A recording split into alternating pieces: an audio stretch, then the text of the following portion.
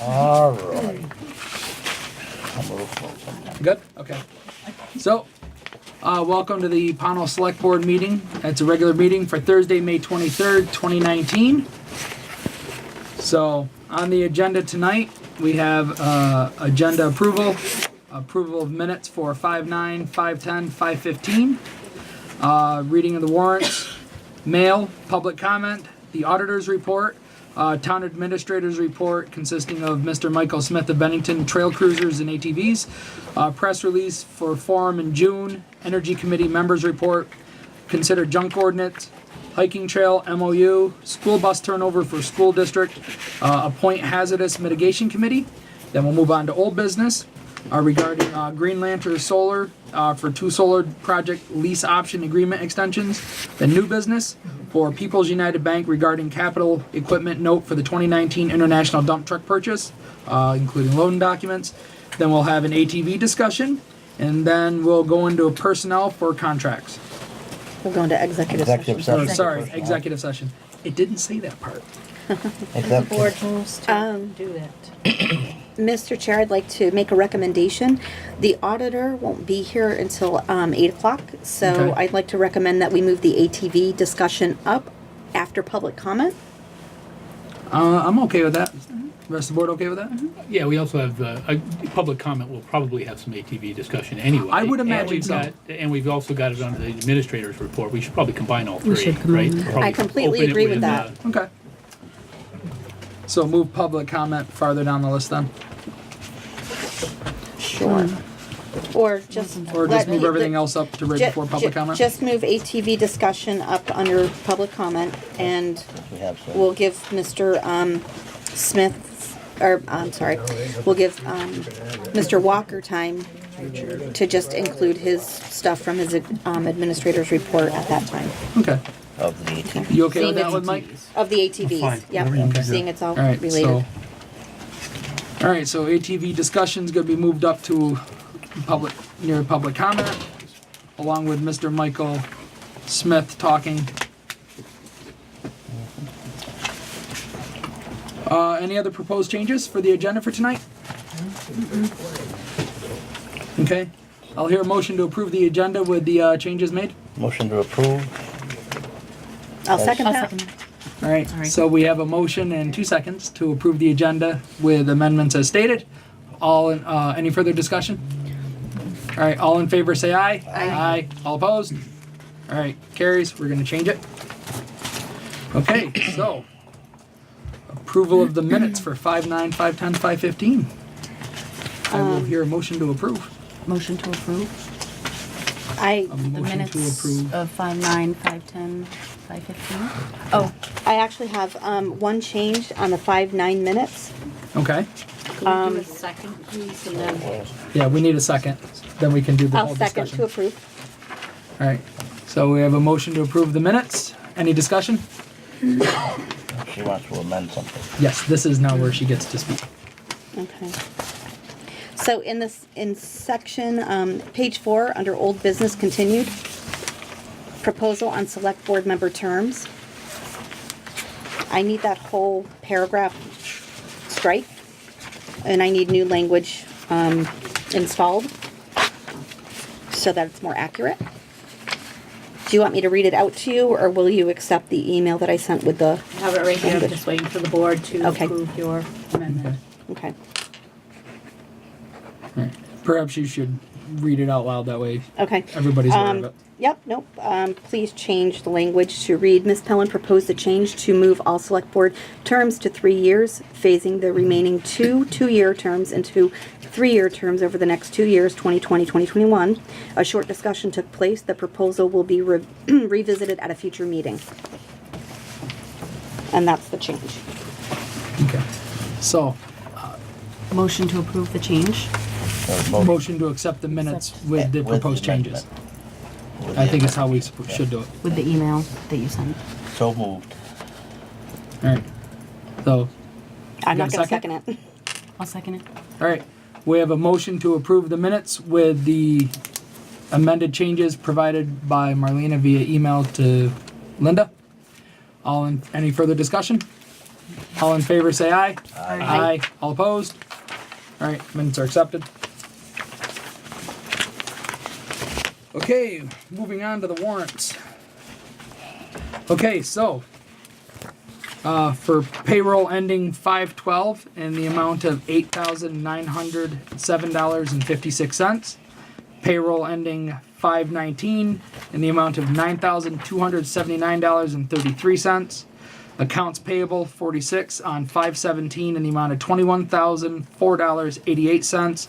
Accounts payable 47 ending 5/24 in the amount of $23,569.29. I would hear a motion to accept the warrants. Motion to accept the warrants? Second it. Okay. We have a motion to accept the warrants as stated. Any discussion? All in favor say aye. Aye. Aye. All opposed? All right. Warrants are accepted. Moving on to mail. Mr. Walker, you have the floor. Yes, sir. Mr. Chairman, we have one item of mail. It's a weight permit approved by the working road foreman for Jim Galusha Contracting Incorporated. Request you approve it.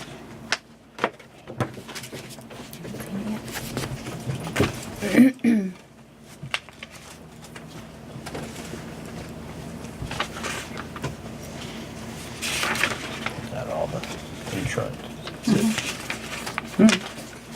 All right. We have a.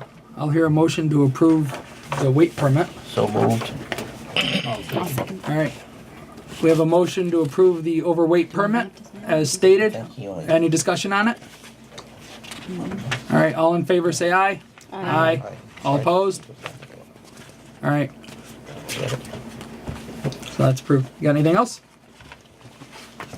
Is it for mail? No notifications for any trainings or anything?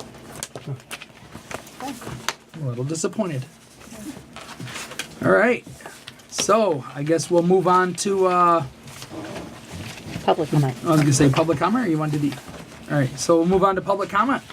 So, of the many people, who wants to go first? Anybody? Are you gonna go with the ATV thing? Okay. Well, let's. So is there any, Yeah, we're gonna do public comment, so if anybody has something they want to speak to, that's not ATV related right now? All right, I'll wait on that. Anyone? I assume everybody's here for ATVs then. Anyone? Okay. Okay, Let's move on. all right, so we'll move on to ATV discussion then. Ms. all right. Bushy, the floor is yours. All right. John Bashy. Okay, so first, I wanted to talk real quick. I don't want to take up a lot of the board's time, but I do want to just mention the fact that on April 25th at that meeting, when I brought it up, we had a little bit of discussion and stuff at that time. What I was kind of disappointed with is I felt like I got pushed aside. Felt like Mike was going ahead of me and trying to get everything set up the way he wanted to have it set up instead of letting us put it together. Getting it scheduled to be here tonight and stuff like that, you know, we're kind of rushed to get it all done. And having another group, recreation group in town, you know, try to handle that and do that discussion. Most of us found out there's a bunch of these guys here tonight that went to that meeting because I found out on Sunday that it was Monday night. And I think that was, in my view, was a little disrespectful to us. Nothing, I'm not saying it as a really bad way, but, you know. I'm not sure I know what you're talking about. Just rushing ahead of us. You wrote I get it. the plan and stuff like that and got the information out to this other board and stuff, so. I gave it to you. I gave you a copy, I gave Fred a copy. I didn't get any copies Okay, until I Fred thought I handed gave me you a one. copy.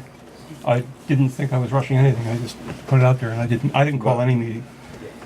But, I mean, that's how I felt, so I just wanted to throw that out there. I just felt it was ahead of us.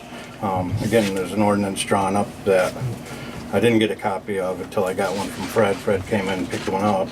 I did ask for it a few weeks ago, and he said you had one, but Yeah. I never received it. So Apparently that's the a couple kind of people didn't. stuff. It was just kind of disappointing that it just seemed like I was left out of the loop. So I kept chugging forward here. Been contacting a lot of the people here. We started a webpage. I think we're at roughly about 120 people on that right now that Okay. joined up. And then basically, Mike is going to talk here tonight too a little bit about it for one of the groups, Bennington Trail Cruisers. And we got Vasa here tonight with David, and if they can say stuff about what's going to go on with the roads and stuff. So, but the paperwork that you have in front of you is the proposal that we're going to be looking at. Now we're going to do a few changes in it because we have to meet with David and stuff to go over the roads to make sure we can cross Route 7 where it's going to be able to cross, and that all those roads will work for as far as the state's is set on that. So that's our current list. We don't have a final on it, so I'm going to draw this up, and I'd like to come back for another meeting Okay. when we finalize. Well, when you're ready, just get a hold of Linda to have it warned. Okay. So, before you continue, I just want to point out, because I had individuals contact me, what Mr. Bashi is doing is not an official group from the town. He's not representative of the town. It is a private organization attempting to try to organize this. So a lot of people seem to think that this is a town sanction, that we've already formed this. This is an information gathering organization who's attempting to try to organize and propose something. That's all it is.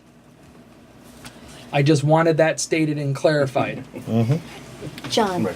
what's the website that you mentioned, or the web page? I'll have to send it to you. Okay. My wife set it up. And It's a Facebook Messenger It's a page. Facebook Oh, page, so- yes. Okay. You can add people. Mike, And just for the record, Mr. Chairman, I don't ride ATVs. Okay. I'm not either for nor against. I put together an ATV ordinance. I'm in no hurry, and I'm not trying to, there's no underlying issue. If you want any information, I'll give you whatever I want, and I apologize if you didn't get it and you felt it was a timely fashion. Thank you. okay. All right. So sorry to cut you off. Oh, no problem. So basically, that's that. We are going to get the state a full paper of that, and like I said, I'd like to come back when we have that fully drawn. We're just kind of trying to rush and put all this stuff together at this moment to get to this meeting. But I would like to, if I could, turn it over to Mike to give you a little bit more about the group, which is Bennington Trail Cruisers, and what they've been doing for the trails that we currently would be able to get to if we open all the roads that we're asking for.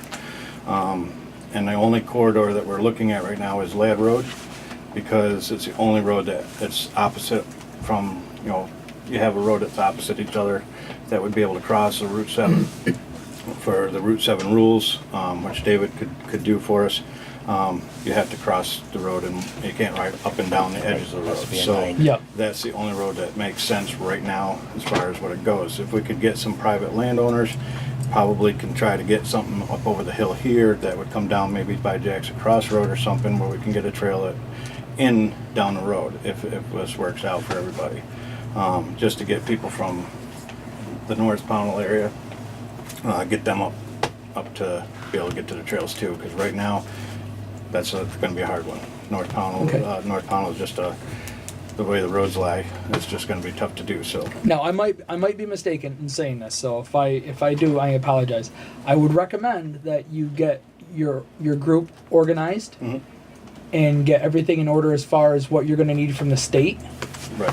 and then start trying to draw up a proposal, go forward from there. Because if the town's going to open up any roads, we're going to request that you have everything lined up ahead of time. Right. And then it's going to be up for public discussion. We'll probably have a meeting. So I would recommend you have everything lined up ahead of time. Yes. That's just my recommendation. Yep. We'll do that. Mr. Chair, would you be okay? I'll send it to you via email. That way you have a template. You can modify it, do whatever you want to it. Yes. Thank you. Oh, I'm sorry. Did you want to say something? Yeah, only when you're done. Yes. Go ahead. Okay. No, since his proposal or his preliminary listing is handed out, could I get a copy of that? Absolutely. And also, still have if I can get a copy, yeah. I was gonna say, and a copy of the ordinance. I was gonna say there's a copy over in the corner. If you want to run a few copies off. Can you just state your name for the public, please? Jim Kosis up on North Mason Hill Road. Thank you. Okay. This is the ordinance and your thing. Template. Okay. Again, All these draft. aren't put together yet, so Yep. this is just a rough. Thank you very much. No I problem. appreciate No problem. what you're trying to do. So, all right, so, Thanks for the clarity, John. yes, thank you. Thank you, John. So, Okay. Mike? I'm So- Mike Smith. I'm the Thank you. president of the local VASA club. If you could kind you of come step up here? forward, our microphone's way up here. Oh, okay. Come on up, Sorry. Brian. I'm almost completely deaf, okay? So if we can do it, and I'm not a stickler for procedure, but do it one at a time, because if more than one person's talking, I'm out of the business, okay? Okay. And if, can everyone hear me? Because I can't, okay? I'm the president of the local VASA club. We cover pretty much all of Bennington County, except for Reedsboro. Reedsboro has a new club in their area that they're in the process of starting up right now. The club has been in existence for probably something over 15 years. Very few members, because we have very, very limited legal trail access. We're working pretty closely with the Forest Service. They call it the South of Route 9 Integrated Resource Project, and that has motorized trails documented, and that would be Stagecoach Trail that goes from Burgess Road to Hartwellville, Burgess Road from Bennington to County Road, and County Road, and right now it's legal from Yorktown over to the Stamford line. It's heavily used beyond that, but just maybe as a little intro, there's over 25,000 ATVs in the state of Vermont, and there are something around 3,000 of them that are legal. That sounds crazy. By legal, are you referring to registered? Right. Legal to operate off your own property. Okay. And anything that goes off your property has to be registered, state statute. I left a copy of a draft ATV ordinance.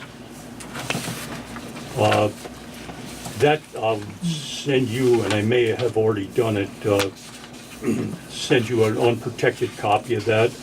You can modify it any way that you see fit for the town. It's fully vetted. It's in place. I don't know how many towns have it in place, but quite a few.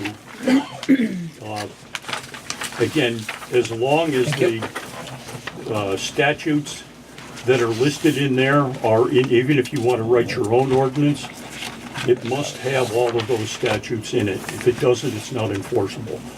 Okay, and the key to this thing really is to get these legal and get them under control and try and do away with the perception that it's the Wild West. I have been near a couple of organized events up on the mountain where I saw over 200 machines out there, and counting mine, there were 3 that were legal. Okay, that doesn't work. If you have an ordinance, you do not want to open it up to every road in the town. You really want to establish a corridor where people can get from wherever in town they happen to be, to the gas station, to the store if there is one, and to the legal trail system. And once you have a legal trail system, then you can start with enforcement. And we have a contract with sheriffs on almost every county except this one.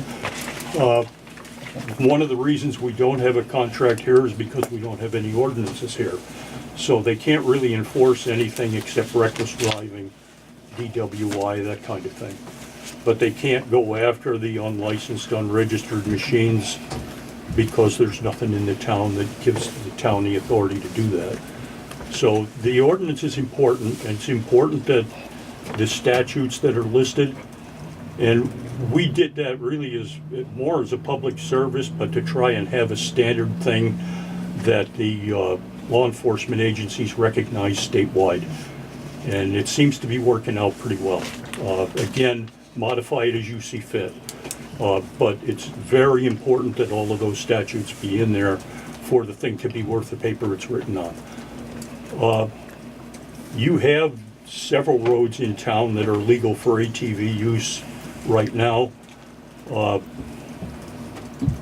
Again, with none of the machines being legal, there's not too much that can be done with the horseplay, with the speeding. But a properly operated ATV, a legal ATV, makes no more noise going down the street than your lawnmower does. And properly operated, I wouldn't say to put an unrealistic low speed limit on them. My own personal opinion, and it's a result of many lumps and bumps over the years, that they're not really machines that should be run much faster than 35 or 40 miles an hour, although they're capable of double that. But your town posted speed limits are also okay for ATVs under most conditions. You know, riding in the travel lane is what should be done. If they're riding up the shoulder, not only do they become unstable running in rough or loose gravel, but they also tear the shoulders up, and the highway department will grumble about that. The main thing, though, that we need to do is get a legal trail system, and you have a great number of trails in town here, and I'm only familiar with those that are east of Route 7. But probably well in excess of 10 miles of trails over there, not counting the town roads. And the idea is to provide the access to the trail system via the town road, but not use the town road as a trail. You know, it's just a means to access the trail. Last summer, using an RTP grant, we put just over $50,000 in the old Stagecoach Road, which goes from the elbow on Burgess Road over to Hartwellville. We worked in cooperation with the state of Vermont, water resources people, to make sure there are stream crossings and culverts and things like that were up to standard. All of our stuff is done to a nationwide standard, and all of the trails that we build are multi-user trails. In other words, they're accessible to everybody. It's not like the snowmobile trail that is snowmobiles only. Again, because of them being multi-user trails, they tend to be a lot more sustainable, hard surface, better drainage. We do our best to eliminate all of the mud holes, which annoys some people because they like them, but they also make it absolutely impossible to maintain. And if any of you are familiar with Burgess Road from the elbow over to Sucker Pond, that's a classic example of what happens when you don't do something with drainage and fix mud holes. There are places where the water is this deep, which is fine for the pickup trucks that run through there up to their headlights, but not so good for the rest of us. That project is next on my list of things to address, and I'm working with the Forest Service on that right now to try and figure out a way to fund that. That one's going to be expensive, because there's no way, you know, you can't fix the drainage. You have to bring the whole thing back up to grade, and it's going to be a big project, but it'll be worth it. The tourism access, a lot of people grumble about not wanting outsiders in the town, but the average visitor to one of your campgrounds that trucks in his ATV from New York, Connecticut, Mass, whatever, is spending $1,500 in a weekend minimum, and sometimes double that, and all that money stays in the town, and town doesn't provide any services to them at all. So it's something to think about. You know, yeah, you don't want a whole lot of activity, but the tourism in a place like Woodford, for instance, it has no tax base. The Forest Service owns the whole town. You know, it's a problem. You know, what we do is all pretty much self-funded. I mean, if the town wants to help us out with a project here and there, that's fine and dandy, but we tend to be self-funded. The money that we get to do trail work comes from the registrations, which is why I'm kind of in favor of registering vehicles. The enforcement money goes back really to the law enforcement agencies, so a portion of the fines that are collected go right back to the local law enforcement folks. So it doesn't cost the town any money to do the enforcement. David takes care of all of our trail construction, shepherding the process, and actually builds most of the trails himself or with volunteer help. Road crossings, for instance, he has the connections with the transportation department to go out. He can look at one, document it, and it comes back approved. Because A, for his experience, but we have a track record of doing things right. I think the main thing, though, that we need to try and do is establish an orderly corridor through town that provides with your residents with a way to access a trail system. And then as we work toward it is building the trail system and improving them, but putting them back in shape. Many of those trails I've been using since I was a teenager, back in the 60s, and they haven't seen a shovel since. You know, so we do need we've got a lot of work to do to get them back in shape, but we are working on it. The Forest Service is cooperating with us. Actually, they just gave us an award for Volunteer Organization of the Year. So we're making a little bit of headway with getting cooperation from them, but it was by proving that we could do the job and do it right. The value of our membership is a little bit limited right now because of the limited trails that we have accessible. I mean, anybody that's a member of our organization can ride all VASA trails statewide. And I don't know, David, probably 2,500 miles worth of them statewide. Yeah, with 20 clubs. Yeah, there's 20 clubs in the state. And they can ride the VASA trails with ATVs? Yeah. Okay. And VASA, not VAST. Yeah. Okay, Sorry. VAST is snowmobile only. And the Forest Service has a real issue with illegal use. Their primary concern is Stanford Meadows, but the whole area with unauthorized trails and the damage that's caused by operating on trails that are getting no maintenance. And if it's not on the books, we don't maintain it. So we have to work with that and try and get those done. The corridor that goes from Stamford County Road to Burgess Road to Stagecoach Road over to Hartwellville is approved right now in the south of Route 9 plan. They left out Forest Road 263, which goes from Stamford up to Stagecoach Trail by Camp Casino, for those that know that area. That's in really poor shape, but there's a timber sale in there right now, so they're going to be rehabbing the road. And when they get done with that, I'm going to apply for permission to activate that so that we have a circular trail that all of the towns in the area can get access to that system.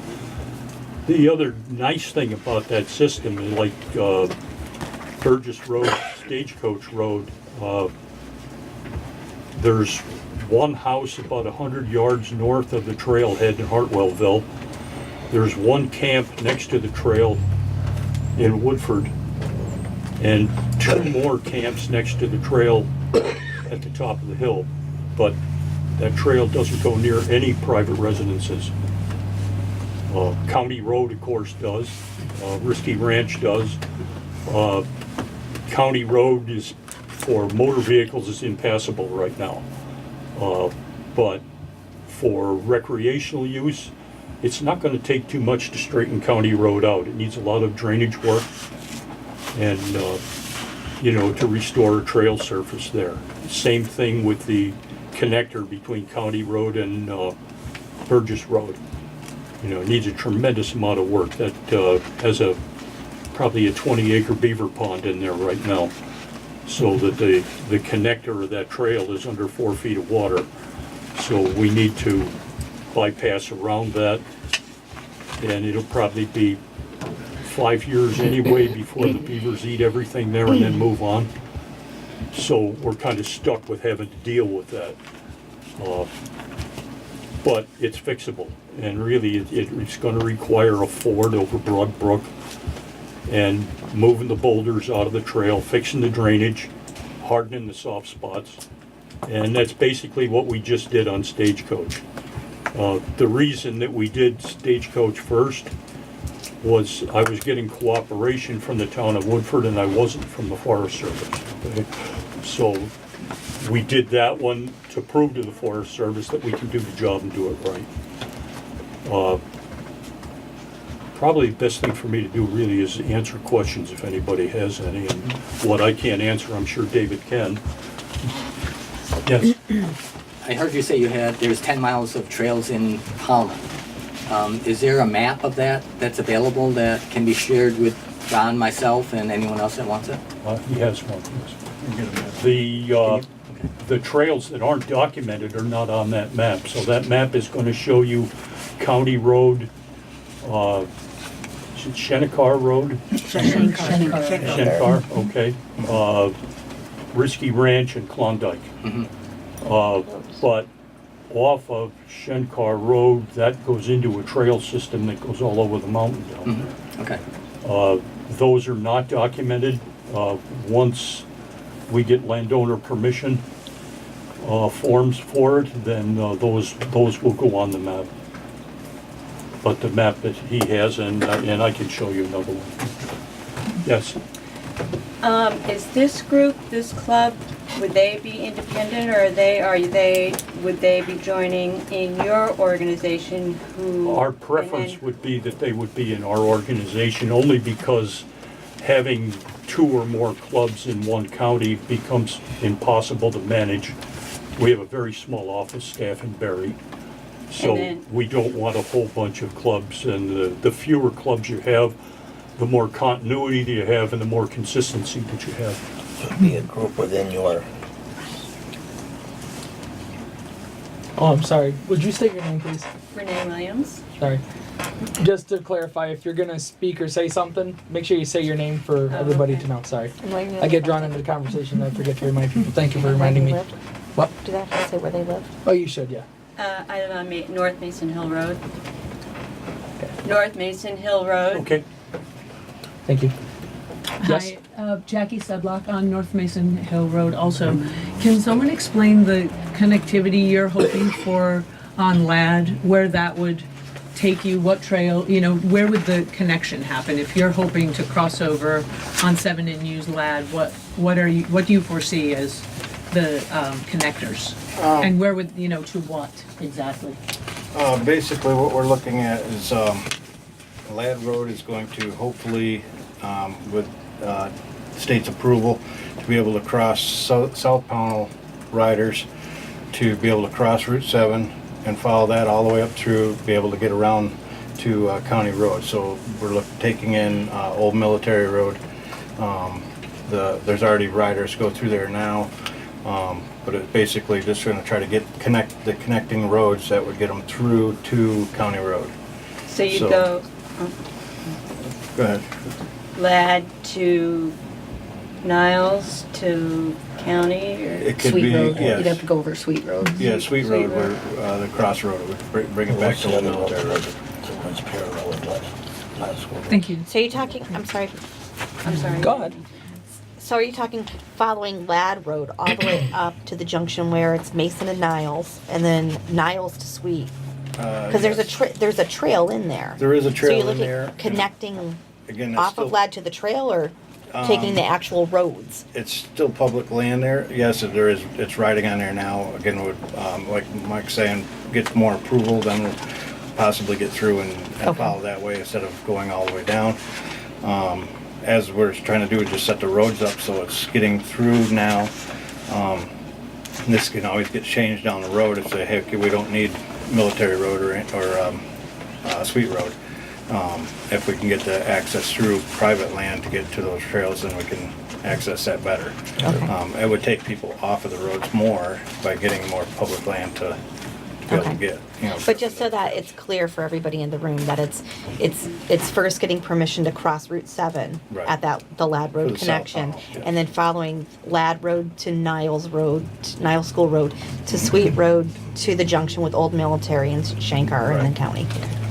You have a question? My name is Enid Franz, and I live on a wildly active part of County Road. And I have to say, is there any way that riders could be encouraged to show a little more respect and courtesy? We live there. You know, we're not just there for the weekend partying. Right. And it was so quiet when we bought that land. Yes. And now it's dangerous. And this is what we're trying to do, because a lot of people do it run from, if there's a cop or something, or they're just trying to get there fast. They're just having fun. That's why a lot of it's fun too, but part of what we're doing is the ordinance is to be able to slow them down. They're willing to, I mean, most of these people here tonight are willing to follow some more rules and get registered and do that kind of stuff. Again, we got more discussion we have to do to see how many people we can get to do this, but the goal is to try to get people to want to come together, start registering, start trying to follow some road rules, you know, helmets, going at certain speeds, not racing, trying to get away from things, and we won't have to run from police, and may need less police force up there, because the fact is you're going to be able to ride without having to worry about. Because it's that very kind of stuff. dangerous now. I mean, you can sit there at a dead stop with your blinker on trying to go in your driveway. People are coming down the road two abreast and they would seal to the last minute. You don't know if you're going to die or get home. Yep. You know, it's And alarming. we're trying to If you could appease control everybody that, at the same I'd time. be really grateful. And it's a tough thing, because everybody still wants to ride. They want to be able to get to where they're going, and we want to have peace for the people too that live on those roads. One of the things we're going to be proposing into this when we get the final draft done is in front of houses, be respectful to those people, and possibly we're looking at maybe a 10 or 15 mile an hour speed limit, so we could slow them down in front of That would be houses, much better. and then we can get back to speed on Yeah. the other parts. Is this presently a designated road Yes. that they're Yeah. speeding, Yes. that they're speeding on fast Oh, yeah. to avoid the cops? Well, they're just. No, I'm just having asking. fun. I'm just asking the question. I'm not sure if we're trying to avoid them there. I know there's no other roads there. Yeah, well, I understand that, but it's just that I wanted to make sure that that was clarified. I actually can't remember the last time I saw a cop. So I have a question. Go ahead. I have a question. So, John, the group that you're putting together, which hopefully will be in conjunction with Mr. Smith's trail cruisers, that's looking at creating this venture for just ATVs. It's not looking at the modified trucks that are going mud bogging on the trails right now, correct? No, we're not looking at that at all on those. This is for Loudly ATVs. specify that. ATVs, side-by-sides, good. Yeah. modified full-size trucks, not part of Those this. guys I haven't. Everybody got classed that? them. Okay. I know there's some out there. I'm getting lots of calls about that, Don't so forget the dirt bike. I'm just wanted to make sure that. It's a couple of different issues going on. Yeah. I know a lot of the emails I've gotten, and I want to ask Mr. Smith about this, about enforcement. You mentioned yeah, and the you've dirt bikers. contracted with sheriffs in other counties. How has that worked for you in the other counties? I know you don't have anything with Bennington County sheriffs, but what kind of patrols are they doing? Are they strictly response, or do they do active patrols? They do actual patrols, but each county is different, and it depends on, what service we're willing to pay for. And it's, it's an hourly fee, and it's not cheap. No. But it's worth it, and I think, we recognize that we're probably going to spend a lot of money the first year. Now, does your organization charge a separate membership fee, or do you just get money from the registration of the vehicles? Each club charges a membership fee, and then there's a statewide membership fee. Okay. Ours is $20 a year, I think. The statewide membership fee is going to go up next year to, I believe it's 35, but that's still in the State House, so we don't know exactly what it's gonna be yet. And the majority of that fee comes back right into the trail building process. Okay. Harry, you got a question or Well, comment? I just, due to the influx of phone calls and emails that we've been receiving as a board, I went out this weekend and just traveled your area and your area a little bit, and did set up a game camera with the permission of the landowner, because they had complaints of partying at late night, more of a late night partying and trash situation. So, but while I was out there approximately 3.5 hours between different areas, and I'm pleased to take and say that, one, I didn't see any large 4x4 pickup or Jeep vehicles, but the motorcycles, the ATVers, I didn't pay attention as far as registration and all that, because right now really the state doesn't give an area, and that's why a lot of people don't register their ATVs. But what I did witness was families and people going around. They slowed down. I mean, there was cars driving the other way, and they didn't have to slow down and swerve away from the ATVs. They moved over. Everybody, I mean, it was everything that I actually got to witness this weekend was just good riding and safe practices. And I think 90% of the people that are out there, and probably in this group out here, are legitimately trying to just enjoy the weekend, you know, have some family time and stuff like that. And unfortunately, we do have bad apples that hopefully, once we work on this and, you know, the groups and stuff come together, you guys will be self-policing more, because you guys don't want to lose a privilege. Just like us hunters out there, we self-police if we see stuff that's wrong. You know, I mean, and that's the goal. But I just want to say that, you know, we as a board are taking this serious, and but as of right now, I didn't witness any horseplay and stuff. I said, I mean, and I stopped and talked to a few people, you know, and some people pulled over while I was at people's houses, and, you know, talked to them too, and their concerns, because even the people on the ATVs don't want somebody to go blowing by them, especially if it's a family and they got a couple of kids on a smaller ATV in between them, creating a safety issue. So, I mean, it's definitely a legitimate concern, and I just want people to realize we are taking this serious. So. And another thing is, I know we can't please everybody on this. It's never going to happen, but we are trying to get the majority of the people to be happy about this stuff.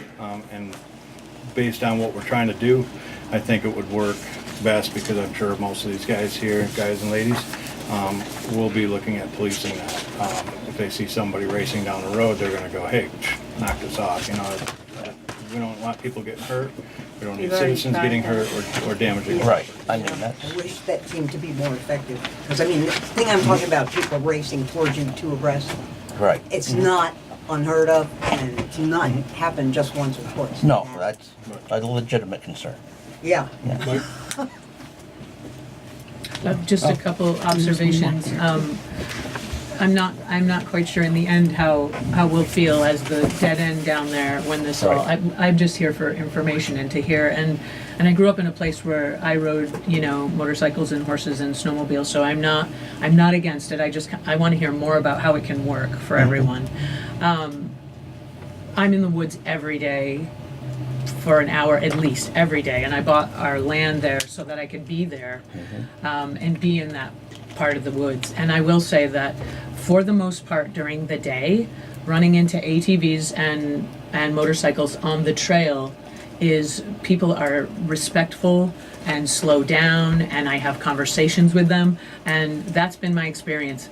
We have a really serious after dark problem. That's why I put in that neighborhood. And I'm not saying that ATVs aren't a part of it, because I don't know some of the time, but I did go out and take some pictures 2 weekends ago, and there is an area behind our neighborhood, that old what Sonny Pratt calls the Noble Brook Trail that connects Old Military, and it's really a disaster. The trails are in terrible shape.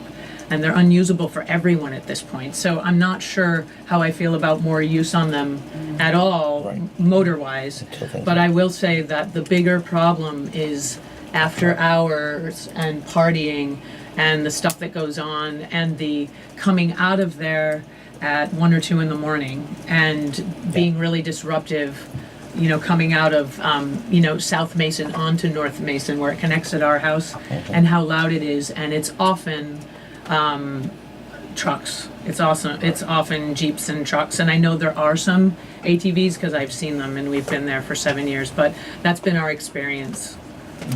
Thank you. We can point out Thank that a you. lot of the, In the ordinance, you can definitely put hours of operation in there, Yeah, there's- and it's important to There's do some that. behind. David? Oh, that's David. David Gilladale, Trail Coordinator for VASA. On your law enforcement, we currently have purchased 2 units that we lend to the sheriff's department in the northern 2/3 of the state, and we're looking into one out of Bennington, which would cover the southern end of the state. Sheriffs traditionally don't have their own UTVs or ATVs, but the Fish and Game Department does, so. And we lend them to them on a weekly or weekend basis. Either they contact us or we contact them when there's an issue. Last year, we spent $30,000. If this fee increase goes through, we will spend $40,000 this year on law enforcement alone in the state. Where we have had these issues, and we do have a club and an ordinance and a town that's behind what's going on, we can shut almost all the bad stuff down just through law enforcement. Because the law enforcement gets us the increase in the registered vehicles, because you buy a vehicle that's registered through the state with a red plate, then you buy what we call a TAD, which is a trail access decal, which gives you the right to ride the trails. Out of that TAD money is where we build trails and pay the law enforcement. Okay. Bob, you had something? I just wanted to point out that I did hear a lot of the complaints also, and a lot of the concern that a lot of concerns on both sides. And it's all valid. I mean, it's all valid concerns. We all want to be respectful neighbors. But a lot of the complaints that I saw was illegal activity that's illegal today and would continue to be illegal if we take any action. And I think that from my standpoint, it's sounding to me like coming up with a responsible ordinance that opens up more trails for our citizens, but also brings in some law enforcement can really help out. It can really be a win-win. Yeah, I think some added enforcement would go a long way toward calming the situation down and alleviating a lot of the issues that we're having. But yes, Rick, you were kind of waiting. Is it? I'm Richard Williams. I live on North Mason Hill. Sir, you spoke earlier. Can you hear me, number one? Yeah, go ahead. You spoke earlier and you mentioned that your research said that people who come to the area generally leave $1,500 a weekend behind. Yeah. How do you where did that number come from? It's a study that VORAC did on recreational activities on weekends and motorized recreation. But it was a statewide study that they did. Statewide study. And it was done, pretty much, it was broke up by counties, although I don't believe they had a meeting here. I think the closest meeting they had in the southern part of the state was in Arlington. Okay. But it was to get input from everyone on all forms of recreation and tourism. So it was more than people coming in to ride trails then? It was hikers and Hikers, horseback mountain riding bikers, and things right, like that? everyone. So it was a composite of anybody that came in? Right. Okay, all right. Hi, I'm Enid Franz again. Is there any way the organizations could maybe try, and the town maybe try to organize something so that there's like a slower speed limit through the year-round residence areas? You know, Right, Mm-hmm. I mean, that's there's a what we're working difference on. when you're Yes. there and when you're up past the elbow.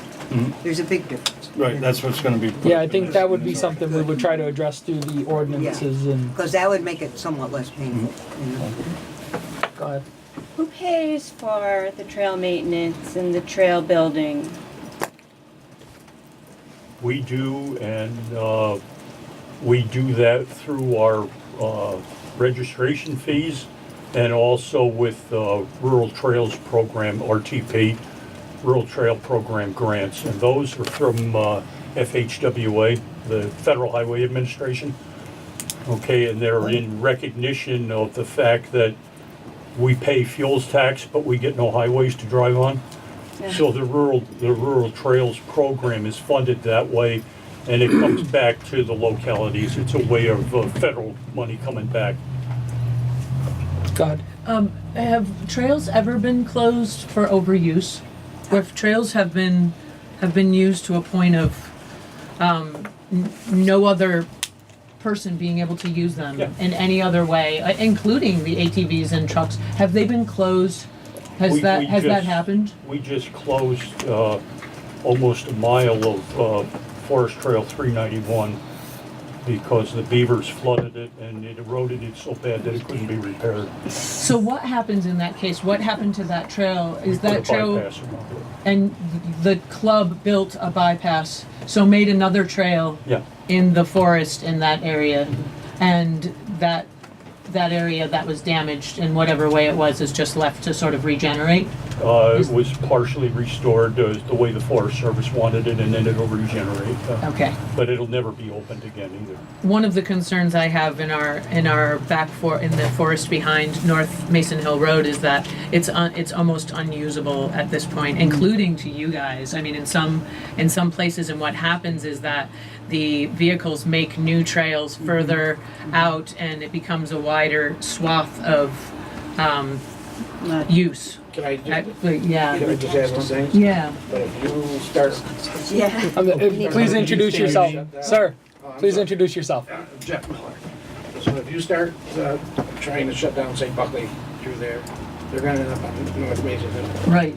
Right. These are questions. I mean, Right. definitely, and I So, hear I mean, that. that's probably- I that's hear something that. that probably So we're that's looking the at, question. but- So how do Right. you manage over time? How do you manage when the trail's been sort of used up, so to speak? Then what happens?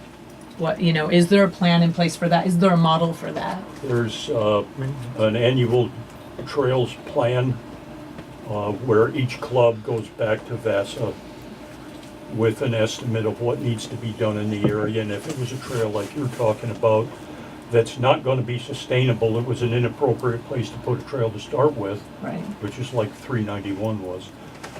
You just close it and then work around it, replace it with a different trail, put a trail in a place where it's sustainable. But obviously, we don't want to keep stirring in the mud. We Right. want to harden the trail and give it a good, safe, usable surface.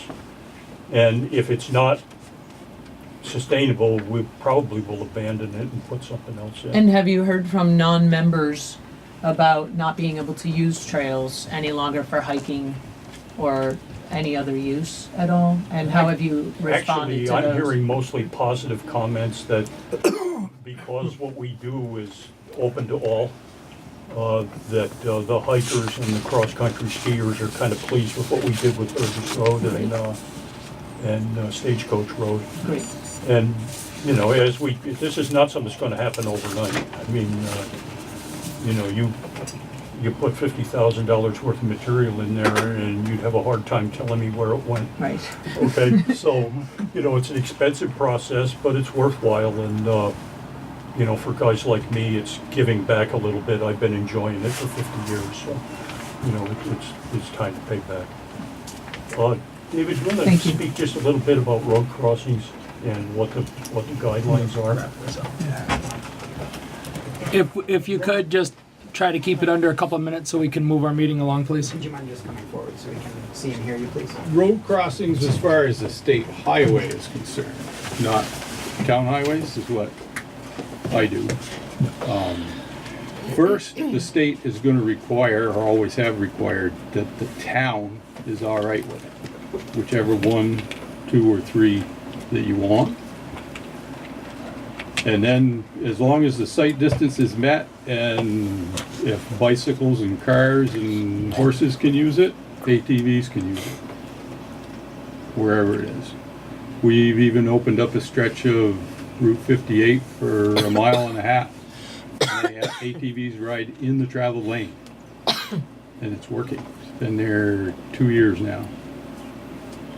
And the state doesn't require any special modifications to the machines for doing that? Nope.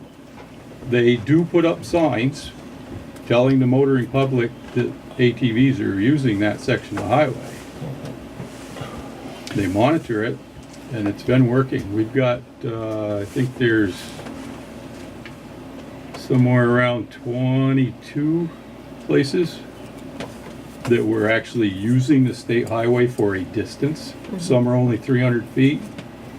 And as I say, that one on 58, which is quite long. I think that's how they do it in New Hampshire. So But it's pretty much similar to New Hampshire. Even though it doesn't require anything special, I mean, you still have to meet all the state requirements, right? It's gotta be registered, it's gotta Oh, yeah. have the Yeah. reflectors, Oh, it's gotta yeah, have yeah, all the yeah, things that, yeah. Riders have all to the wear things you have to, it has helmets, to all be that stuff. street legal. And all that is already addressed in Vermont state statute. You don't have to make up your own. That's done. They did that years and years ago. Yep. It's been working great. We've actually only had one decline. The state declined this one, and I knew, anybody with common sense on that particular one would have known they were gonna decline it, because it wasn't safe, but you gotta ask. Okay. All right. Well, I would recommend you guys, do you have a question? Sorry, Ma'am? nope, just wanted to ask a couple questions. Yeah, Amanda Lewis, Middle Pownal Road. If this does move forward and VASA is involved, do you already have anything in place where maybe a portion of the dues that are paid to them come back to the town? Or could they be maybe a separate small permit or something to generate some revenue for the town? One of the things, I'll say this, one of the things we are looking at, and if this goes through with the board, there's a lot of people who have just, that don't ride the trails. They have wheelers. I myself, I usually don't ride the trails, but I have my own land, and once in a while, I live on Jackson Crossroads, so once in a while I cross because I have land on both sides of that. So what I was looking at is just to be legal to even touch that road or the roads that would be there that wouldn't be going to a trail with, is possibly get like a $5 sticker from the town, which isn't gonna be part of a club because they're not registering with a club. Okay. I just didn't know So if that would we, come back to the town. hypothetically, if we increase their membership by all of Pownal, because we all want to do this, are they going to give anything back to the town? I think what they would be giving back, if I'm understanding correct, would be they would be maintaining the Taking care of the trails and Yeah, doing all the assisting. maintenance. That's where they're putting the money in. Trail design. and There's also enforcement, right? Right. Right, And and the cost of the enforcement. Yep. All right, so I would say, get your information together, and when you're ready, come back to the town, and we'll go from there. Okay. So, Thank you. all right, I thank you everybody for your time. I just want to say thank you, everybody, for coming out. We'd love to see more of you at these meetings on a regular basis. I know, we need a bigger Well, room. keep that in mind. If we Yes. manage to get it to the ballot for a town hall, remember how crowded this is. I think we're And in if we get it to the violation of ballot, fire vote ordinance yes. right now. Thank you. Thank you very much. And if Thank you, everybody, you for guys. coming. Thanks for your work. Feel free to give me a call. Okay. Absolutely. Send me an email. John, I'm thank you just for coming. hypothetically going out on a limb here. I'm guessing that you're probably going to put together some more meetings Yes. for people to attend. Okay, so Yeah, just maybe some more, just a couple of public forums. listen for that stuff and contact John Bushy with And feel free, questions. feel free to get on the agenda, come here, even just to make an announcement on when you're gonna hold a public forum. Will do. Thank you. Thank you for doing all the legwork on this, by What the in way. God's name are you doing with your maple syruping stuff? One thing about the economic You development, need to tell me your I tubing. couldn't see who was talking about it over here. Oh, no. Generally, the Bye, town Robbie. has stores, restaurants, and gas Right, stations. Phil, we'll and see you that's where later. we get the ATVs. Thanks for coming. That helps, but you guys don't. We have one gas station. Not as much as we want. One step at a time. So, Get sandwiches. give a minute for people to clear out that are leaving. No problem. Bye, John, thank you. John, thank you for all the work. Absolutely, don't let this drop. All right, thank you guys. Be able to do I something. have a good night. Jeff, how you doing? Hi, guys. You too. Bye. I'll get in touch with you. Oh, okay. And I'll make one of those. Yeah, the big map. Okay. I'll get a map. If you gentlemen wouldn't mind moving along, take it outside. Yeah, there you go. Thank you. Thank you. I really feel bad asking people to leave, but Don't feel bad about that. okay, so Yeah, right? Marlena, we're ready to continue. Okay, it's so hot in here. I know. I'm We'll gonna leave the door pass open for a out. few minutes. All right. So, any more public comment? No. Okay. Moving on to Press release. auditor's report. We'll do Press release. later. Press release. Auditor's report. You didn't do an auditor's report. It's so loud. You have All right, auditor's sorry. report or? I thought we. She's not made it in yet, so we'll Okay. skip her and Yeah. come back to it. I have a press release. I generally just put them out, but I wanted you folks to take a look at it. June 10th, 6 p.m., Pownal Elementary School. Economic Summit. The Richard and Moore from Community Planning Revitalization is coming down. We want to advertise the heck out of this. We have village designation. Village designation comes with a bunch of incentives for businesses. Refurbish, the fire codes, 50% savings on fire codes, 25% facade improvement, tax credits. So, but the people have to ask for that. But we want to put them in the same room with Mr. A. Moore.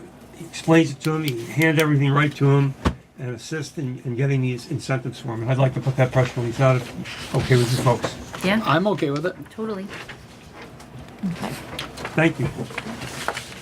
Post it anywhere and everywhere you can Yep. think of. Yes, sir. You did a very good job. Thank you very much. That's my artsy side. And next would be Energy Committee. Energy Committee. Please introduce yourself to the board. I'm Barbara Trueweber. Hi. Hello. I'm Bill Barnes. Nice to meet you.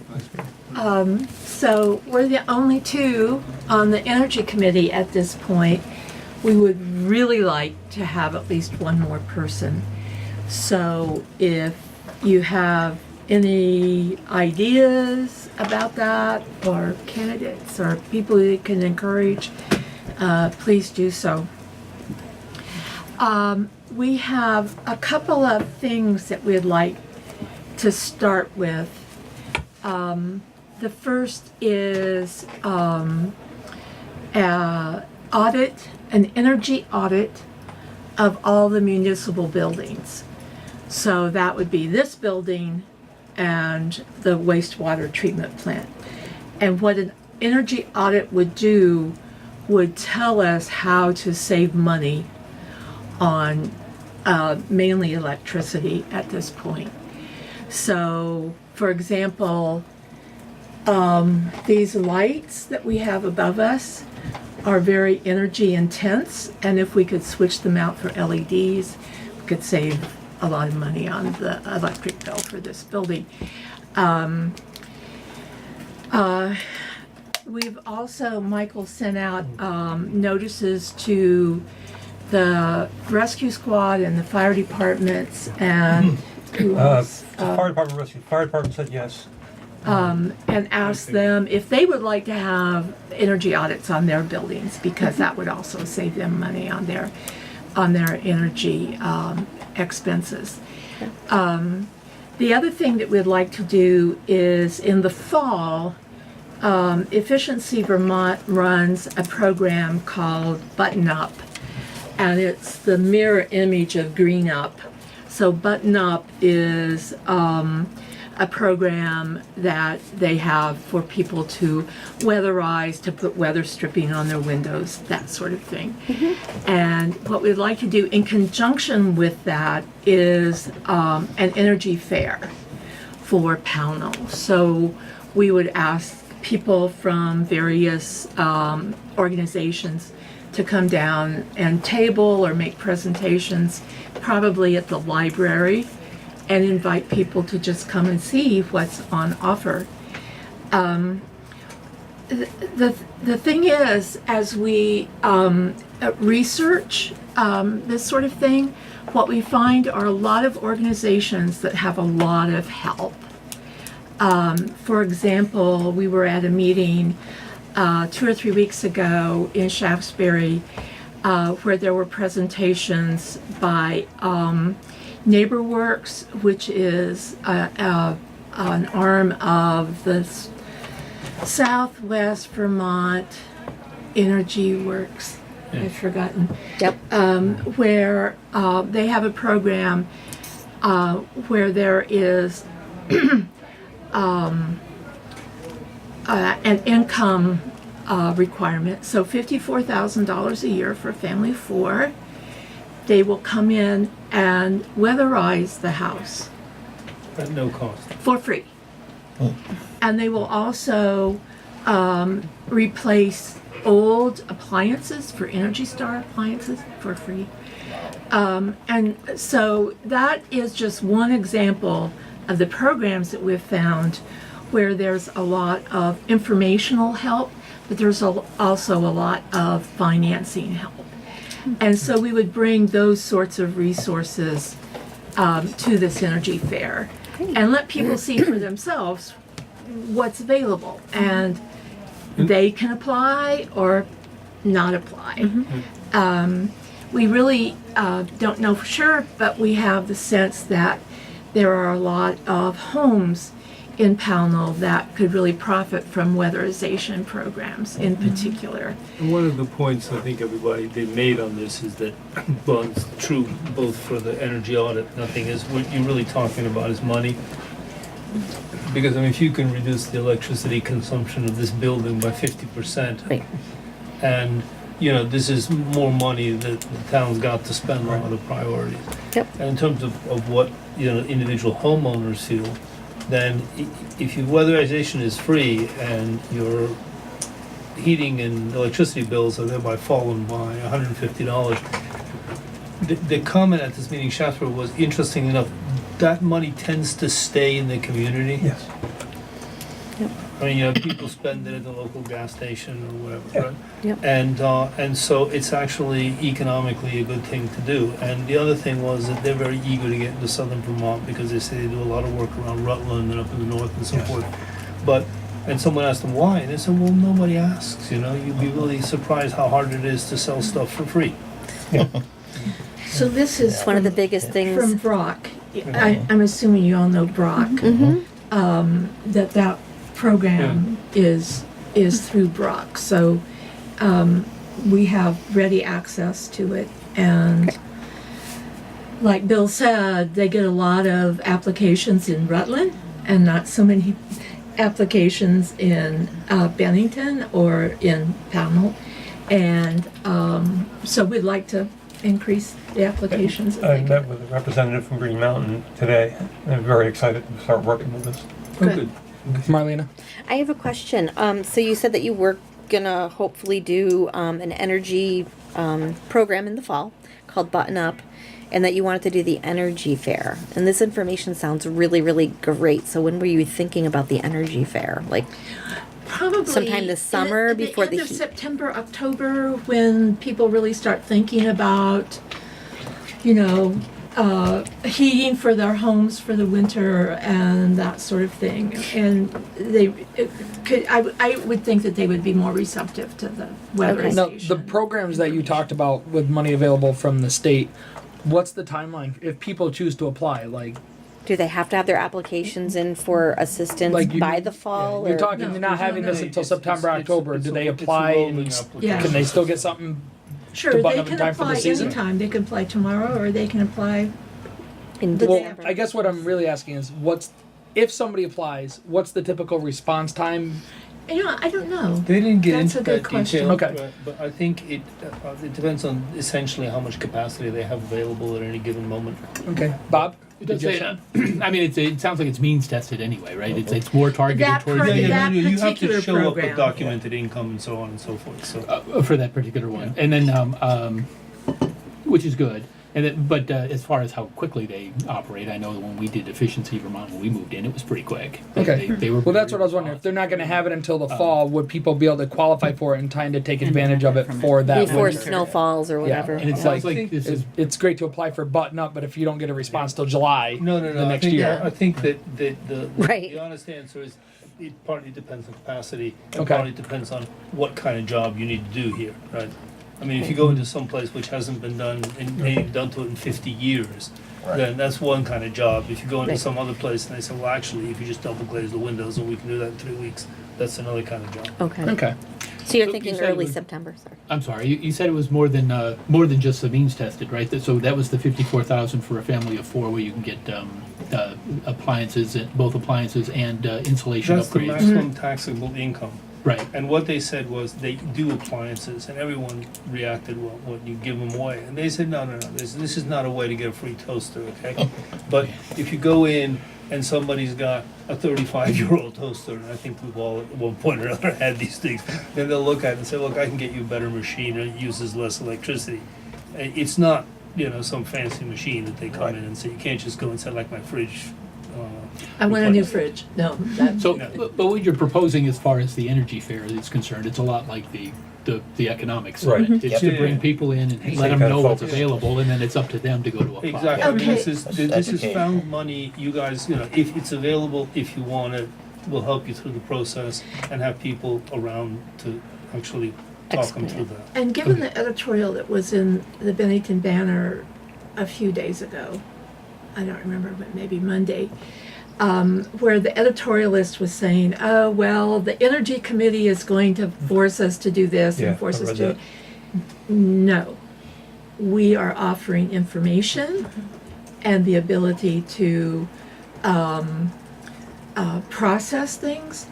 We're not forcing anybody to do anything, and in fact, we have to come to you guys for anything that would expend any Pownal, any town money at all. So I want to get that right out there, that we are not a cabal or a conspiracy that's going to work to match a particular political ideology that someone might have. You're educating. Yes, it's an Pretty much educational. anybody. Pretty much. Finding information and resources. Yeah. But, And well, pretty just much to, anybody will tell you that if you're actually sitting in a house and you say, I want to improve my energy thing, the last thing you want to do is rush out the door and stick a bunch of solar panels on your roof. First of all, you sit there and say, well, excuse me, what am I actually consuming here, right? Can I reduce this? What's the cheapest way? And once you've gotten all that other pretty simple stuff done, then you go out and you look for another solution which is going to help you. And that's assuming so you do it progressively. And we just thought the initial idea was, please, okay, how much does the town spend on energy? Can this be reduced somehow, right? Without some great capital expenditure, right? And then see whether we can get the population to buy into this. And then what happens after that is kind of up to what the reaction is to the first two initiatives. Bob? But there is a political component to it, just to make it clear, because what we're doing is advocating for it is a redistribution, because what you're looking at is what does the state offer and how do you offer it, right? So that's why I was asking the means tested. If somebody makes enough money, then you can then you've got the investment money to be able to make your own decision that solar will save me this much, or if I change my energy, or if I do my insulation, I'll drop my payment. Those people can make their own decisions and their own trade-offs. The more demand there is for programs like this, then the more money goes into them, and that money comes from the private sector. I don't So think that's a decision that this board needs to take into account. Yeah. No, but that's where the editorial was. Every business. No, that wasn't. I didn't read the editorial. No, every business I ever worked in, okay, and I worked on $300 million projects. What you did is you went in and you said, okay, is it a good project? Is it in the right place? Are the logistics okay? Can I connect? Can I get some electricity supply? If I can't, what's it going to cost me? This, that, and the other. And then you add up the numbers and you say, does it make money? Does it not make money? Okay, it makes money. Good. Next step is, are there any giveaways? I mean, people are giving they give away stuff all the time. They give it to the car industry, the coal industry, the helicopter industry, they give it to Boeing, they give it to taxi drivers. And then you say, okay, fine, can I have any of this money? But I already know it works, so I don't really care. If people want to give me the money, then that's up to them, right? That's not a political component. And then after that, you do your tax. And like my professor once said, if something only works because you did your tax smart, you better not do it. I can agree with that. So that's the way we're looking at this. Let's Well, and that's start why at I the was- bottom, and then it's about money, and we'll see who wants to take it up. So When the you get over program- the income cap, there is another whole series, right, of loans which are available from various credit institutes and this and that and the other. And this all gets into the, you know, Sort of I want to minutia put a that- heat pump in my house, how do I finance it, that kind of Right. stuff, right? You know, but that's a separate. That's when you start breaking down each efficiency with it, whether it's heating, electrical. Yeah, I mean, that's when you're. and I know people who've done, you know, completely off the grid Right. houses or Those studies. islandable houses, and you say, well, why did you do this now? And I said, well, I didn't do it because it was economic. I did it because I had the money and I wanted to prove I could do it. Right? That was personal choice. Yeah, that's a different. So, I mean, I'm all for Yeah. the programs exist, so. May as well. Yeah. Giving people information about what programs exist is only fair, and it's, Yeah. it's a positive thing. Right. Marlena, you got something? Yeah, I just wanted to say thank you because there are a lot of people in town who would more than likely meet that income bracket with children, and a lot of them don't know about these types of programs, and they struggle. And I've helped some. I've helped put plastic on windows, and I've helped buy weather stripping for doors. So I didn't even know about this. So knowing that that's available, and I'm sure you know individuals. I think that's a good thing because people don't know what they don't know. Yeah. You don't know what's out there, you don't know what's available until somebody is kind enough to bring the information forward and share it so that individuals can make their own choice. It's not being forced upon them, but if it's there and it's available, it's going to improve their life. And if it means they save $20 a month on electricity, well, that's $20 more in gas that they can put in their car to drive back and forth to work, or not be worried about running out of gas the day before you get paid, or And you there's know. another element, which is purely quality of life. Mhm. I mean, one of the things that people comment on is that they said, for example, they had done two examples that I recall. One was they had a house which is actually, the house was fine. It was just old and drafty. And so they went through, cleaned it up. So, and the owner, who was I think a widower, he said as they got to the house, you could see him like literally taking off his clothes, right? Because when they got there, it was cold enough in the season that he was wandering around inside his house all bundled up. And by the time they finished, they'd managed to deal with 80-90% of the issues that were in the house. And he, you know, you could, they said it actually felt good to do it because you could see this person's just internal quality of life was going to be better. And the other one was, so a lot of people have, you know, wood stoves and wood pellet stoves. And people get old and there comes a time when you can't chop the wood anymore. And so they worked on substituting boilers. And they put in an oil-fired boiler for this person. And again, you know, they would have preferred to have the wood, but you know, in terms of improving his quality of life and the efficiency, it was better. So may I just say that the audits that we're thinking about for the town buildings, those aren't free. So I'm researching right now to see what certified contractors do, things like municipal and how much it would cost. So when we have that in hand, we'll. And there are other elements too that, I mean, I'm new here, so I don't really know how everybody works, but I know that I have a friend who made a very good living, and all she did was she went around and looked at the tariff everybody was on for power. And she said, you would be amazed at the customer inertia. And you would go to these big companies or, you know, big municipalities or little small places. And say, you know, actually, if you go from tariff A1B to tariff B23. What do you mean tariff? What do you mean tariff? Tariff is what they charge you for the electricity. Right. Usually there's different things. If you go from one to the other, you save 25%. Yeah, that's why. And nothing else was done, and these people were 25% richer. Right? so we're kind of starting at the beginning and seeing, what's the consumption, what are the costs, what's the tariff structure, can you do it more cheaply? Will entity X do the energy audit for free? So- Right? If we continue a contract on another basis, that kind of thing. Well, sometimes the state does there's rural grants for energy audits. They were running them a few years back for Who does it? state and municipality. I'm not exactly sure, but I remember that's We'll find it. a lot of state buildings and stuff fell under that envelope, and that they were outside contractors, like you say, that did the actual audit, but there was money set. I can't remember if it was federal or state level. Yeah, set So- aside to compensate them, yeah.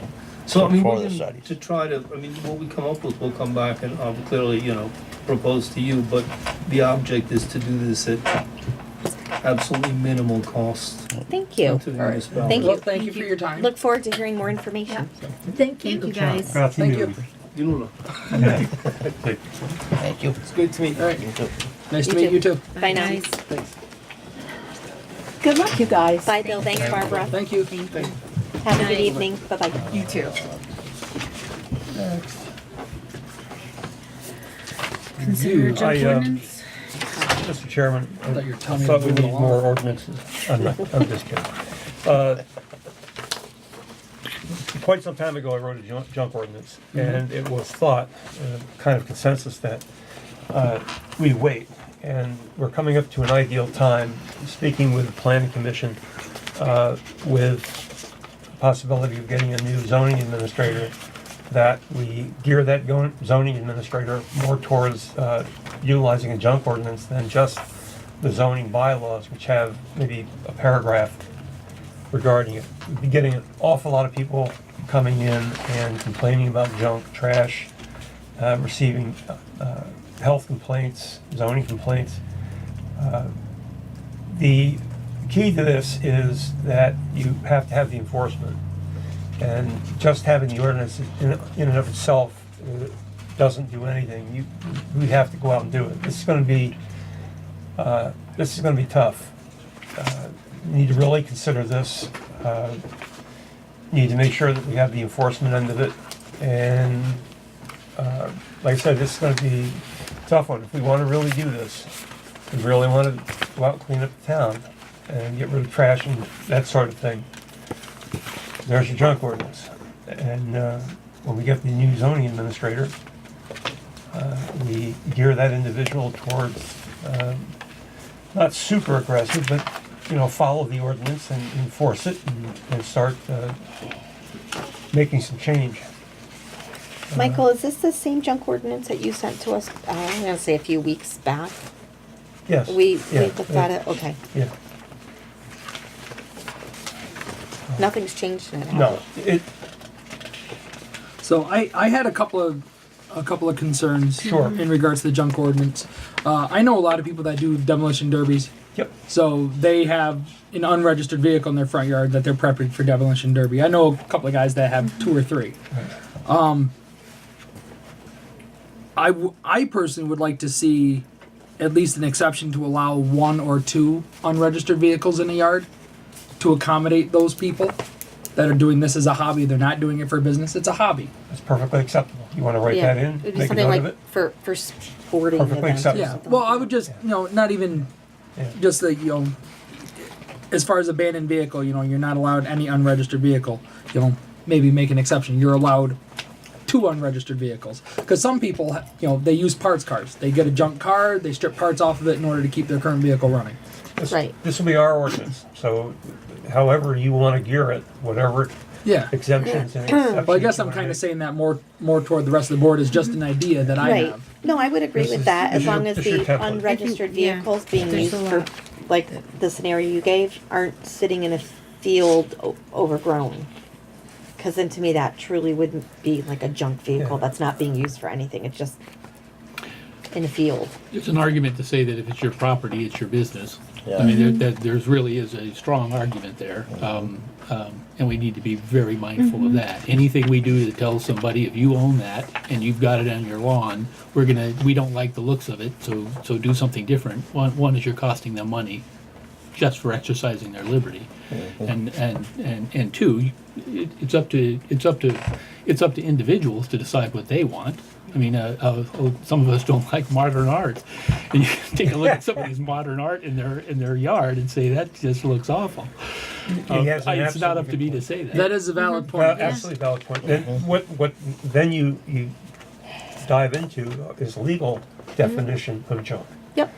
And you hang your hat on the legal definition of junk. Now, if you look at, for example, health ordinances, if somebody has garbage around their house, that's not a health ordinance unless somehow it affects your neighbor by malodorous, hazardous material, vermin, then it becomes a health issue. But other than that, it's a zoning issue. So you have to place things in the category where they are. And if it's not an offense, it's simply not an offense. You'll find that there's a caveat in there for farms. That way Joel don't punch me in the head. I think maybe So I we need can to- look at this and bring Take it your back time. to like the June meeting. Take your time. Bob wanted to say something. Well, I just want to, because as we were talking about bylaws coming up, and we're looking at revising our bylaws. One is I don't think that that's something that we. First of all, we need to look at what our bylaws are, Right. and then decide if they're. A lot of the arguments I heard about, and this falls into the same category. A lot of the arguments I heard saying that you need to do this and we need to do it because they haven't been updated since I 2011. have my copy. Yeah, because they haven't been updated since 2011. Well, it doesn't necessarily mean they have to be updated. Correct. One of the things businesses look at is consistency. Right. The other thing was a lot of the arguments I heard about needing to revise them were really around lack of enforcement and inconsistent enforcement of our current laws. So, Agreed. we have to think of that too. If the argument really is that that guy was allowed to do it, but that guy wasn't allowed to do it, that's inconsistent enforcement, or non-enforcement at all. Correct. The other thing to be very cognizant of is there was somebody did finally get a zoning order. You have to help me with this because we talked about it when Dr. Mullen was here. Somebody got the zoning violation, took it to court and won. There's nothing about beefing this up that's going to change the court ruling. Correct. So unprecedented, I agree with Bob twice in a row. let me check those off. Yeah, check them off. Going for a hat trick. The wheels are off the bus. He's absolutely correct. And what this speaks to is exactly what he's talking about. We have a new opportunity, a new individual coming in, decide what we want to do, how you want to do it, and then develop that line of consistency and keep it going. Well, to what Bob said about, somebody fought it, took us to court, that's a chance we're going to take with enforcing anything. Yes. Right. So, I hate to say it this way, but if every resident decides to fight us in court, we only have so much money budgeted. Correct. So we have, this is the new ordinance. What I guess what we need to do is compare it to what already Right. exists. Yeah, and the how zoning have we bylaw, tried yes. to do it. And that's the current zoning bylaws that you just held up there. And just be consistent. My biggest issue is that the town has not been consistent. Yeah, So that's a even if huge something is on the books, it wasn't enforced with you, hasn't been and therefore followed. I'm going to fight the town and take you to court because now you're trying to enforce it on me. Yeah. And that's where the legal ramifications come from. It just hasn't been enforced. So you That- kind that's of one almost have area to of set a legal hard date And and be that's like, if they from this really point change forward, it. we're enforcing Right. everyone, no matter Right. what. And that, in fact, is legal precedent. You can, when you start enforcing, you take this, you start enforcing it. From that point on, you start enforcing it. Anytime after that, you decide that you vacillate. You don't want to. Then you got a problem. But you enforce this, or you enact this, you enforce this. And going My forward, big concern is the financial burden to the town Yes. of if people fight it. If I'm reluctant to enforce it without at least talking to people and try to. I feel that you can get people to cooperate by talking to them, find out their situation. Before, I don't want to just show up on somebody's doorstep, be like, "Hey, here's your $100 fine. Clean up your mess." You know, Well, no, isn't not, there a that's absolutely process? not what we're But doing. there's a That's process absolutely to, not. before you get to that Yeah, point. I went So to. I think that happens. I went on told the gentleman, I said, we had a complaint. He said, yeah, you're right. I know. I'll take care of it. Walked away. Nobody hard nosed anyway. That's not what this is about. This is about going to people and saying, okay, you're in violation. We need to have this cleaned up. And then my next question is, how can we help you? There's a lot of what I've got for people with massive amounts of garbage is, I can't afford it. And then I start thinking about, well, how can we get this person help? You know, from getting a couple people with a pickup or doing something. We're a community, okay? This is not about dropping a hammer on people. That's not what it's about. It's about answering the call of people that want the town cleaned up, want us to grow, want us to be more community, and how that's enacted is up to us. How that's enforced is up to us. And that level of consistency has to be there. Yeah, just I agree, but but I also agree that that's three. That's the hat trick. So You guys going out for beers after this or what? We'll have to be What is careful going about. on? They're having beers in the rose garden. We have to be careful about what of that is coming from the town, right? The town government shouldn't be. That should be neighbors coming together, volunteers, that sort of thing. Right. If you take it on as a town, then it becomes a requirement because now you did it for this them. guy. Right. You Now you have to gotta do it for this somebody one. else. You have to do it for this one, and you can't take that on as a town because that becomes expensive also. Right. We just No, need I to be mean, careful I'm about not how we looking do for the it. town to start paying to clean up everybody's No. yard, but No. it could be as simple as be like, if we know there's groups out there or organizations or grants or whatever, we could provide information. Here's a link to the high school athletic department. The teams are always looking for community service. The best Just you can pointing hope to for Liz. is if someone's in violation and you clean it up, we eat the cost, but we put a lien on the property. And that's always a difficult Well, thing. I don't Sometimes you even get like money the idea back, of doing sometimes that. you don't. I don't like the idea of going after somebody's house.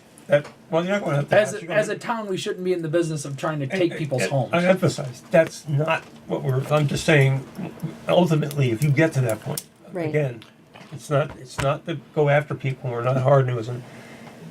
We were discussing the fact that, you know, if we're gonna help one person and we're gonna eat the bill, we're gonna help somebody else. Mhm. What I'm saying is, when a town acts, when it gets to the point where a town acts Has on to that, act.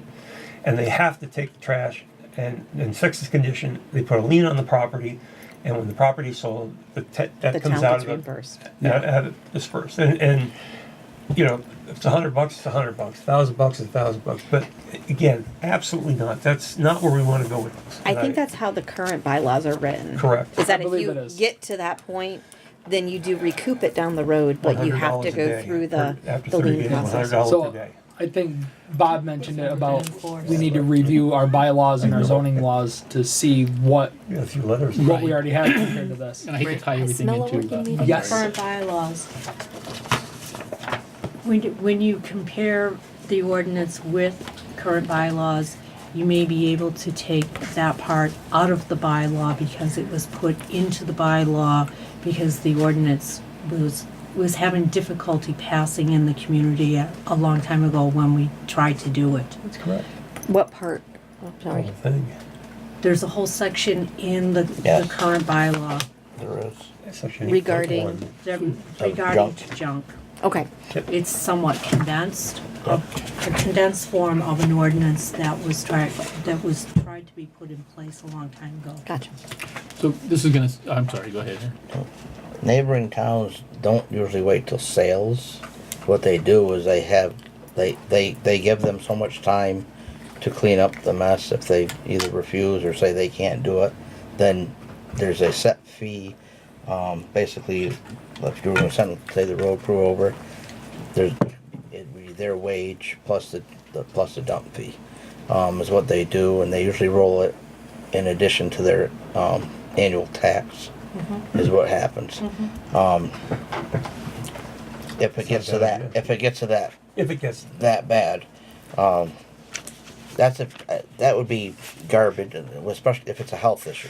Right. I mean, Yeah, with just then it's a health law. with just junk, I mean, Yeah. Health. Falls under, It's- health falls under a separate. right.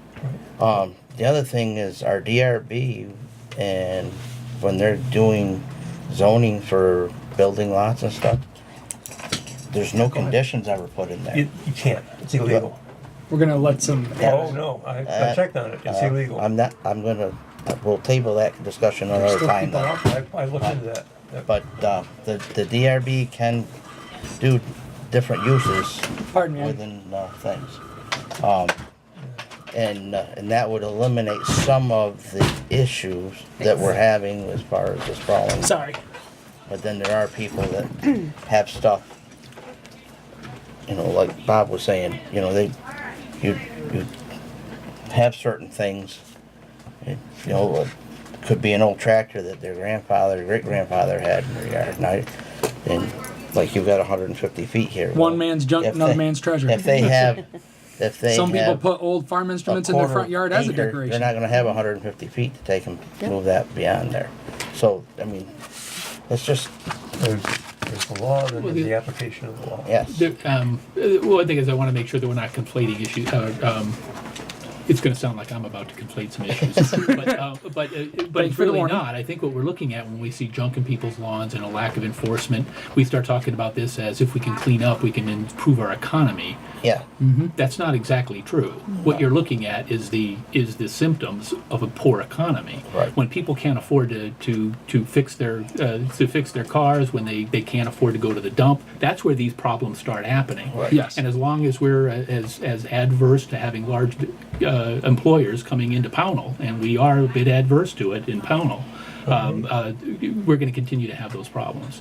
And then we're going to try to put Band-Aids on it or define the symptom of the problem as the problem itself, and then spend resources to try to fix that problem, exacerbating the real problem, which is lack of economic opportunity. I think there's some synergy there, Bob. I don't know if there's an exact embarkation line where one, economy versus...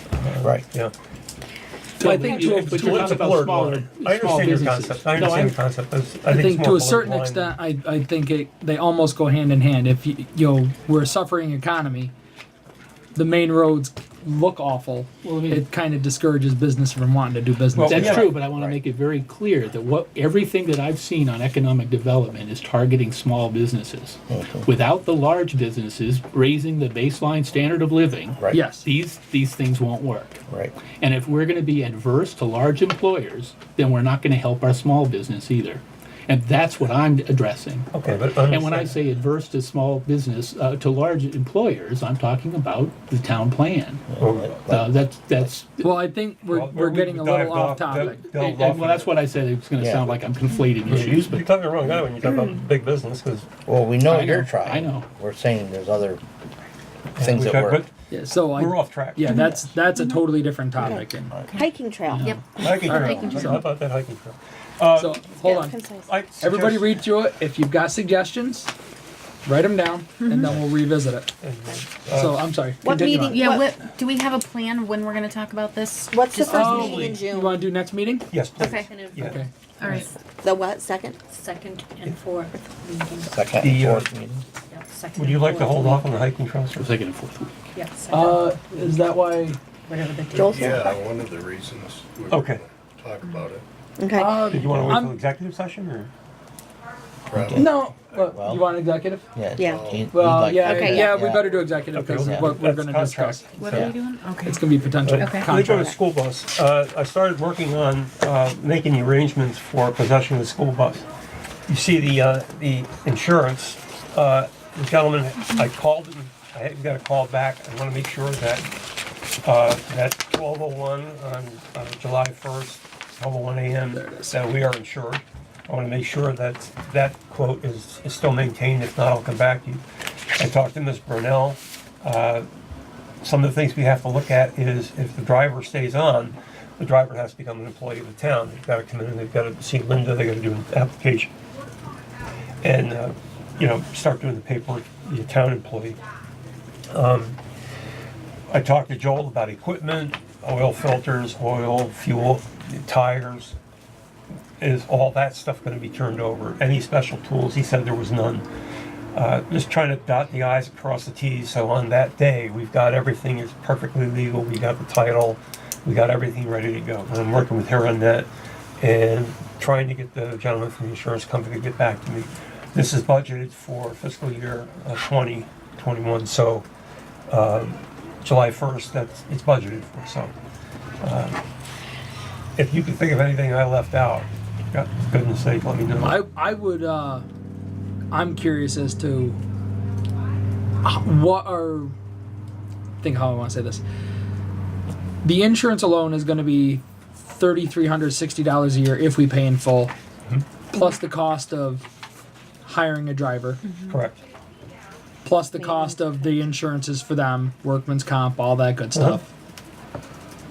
Do you have an estimate yet on what the total cost is going to be to the town per year for this? Well, yes, it's in the budget. And we budget. Well, you say it's in the budget, but number. Off the top of my head, I don't have the number in front of me. That's what I'm asking. Yeah. Is do you know what it is? Yeah, we know what it is. We budgeted for it, but I don't know it off the top of my head. Along the same lines, I want to see a breakdown because I want to make sure that whatever we charge the groups that are going to be using the bus, there should be net zero. It shouldn't be costing us any money.